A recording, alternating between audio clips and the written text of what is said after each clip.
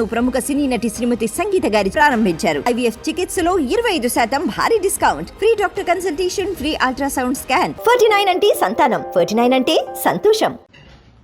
తెలుగు రాష్ట్రాల్లో ఉన్న ప్రజలందరికీ నా విన్నపం. ఇప్పుడే నేను ఒక ఛానల్ చూశాను. విజయవాడ భవానీపురం పునా ఘాట్లో వందల మంది ఇల్లు కోల్పోయారు.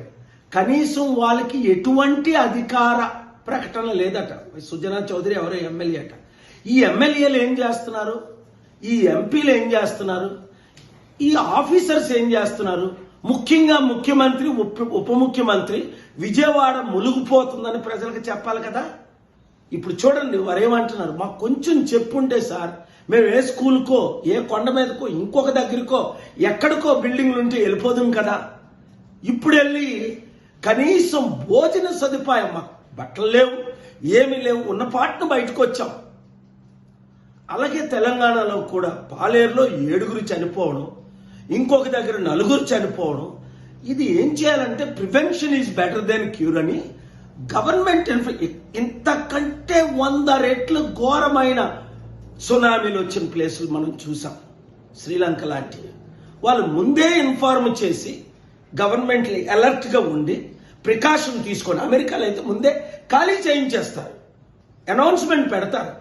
వీళ్ళేం చేస్తున్నారు, బిజీలో దేంట్లో బిజీ, వాళ్ళు కొట్టుకోవడం, వాళ్ళు దోచుకోవడం. ప్రజల ప్రాణాలు కాపాడలేని ఎమ్మెల్యేలు ఎందుకు, మంత్రులు ఎందుకు, ముఖ్యమంత్రులు ఎందుకు? అర్థం చేసుకోండి, మన ప్రాణాలకు విలువ లేదు వాళ్ళకి.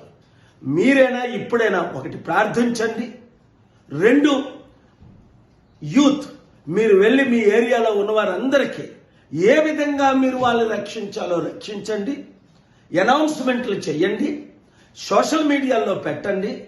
ఎక్కడైతే కరెంటు లేదో అక్కడికి పర్సనల్గా మీరు వెళ్ళండి, తగిన చర్యలు తీసుకోండి. వంట కేంద్రాలు చిన్నవి మీరు వంటలు చేసి ఫుడ్ లేని వారికి ఫుడ్ దేవుడు మిమ్మల్ని దీవిస్తుంది. రెస్టారెంట్ ఓనర్స్, ఇంకా ప్రజలు మనమే ఒకరు హెల్ప్ చేసుకోవాలి. ఈ వీడియో మీడియా మిత్రులు సోషల్ మీడియాలో అందరికీ రీచ్ అయ్యేటట్టు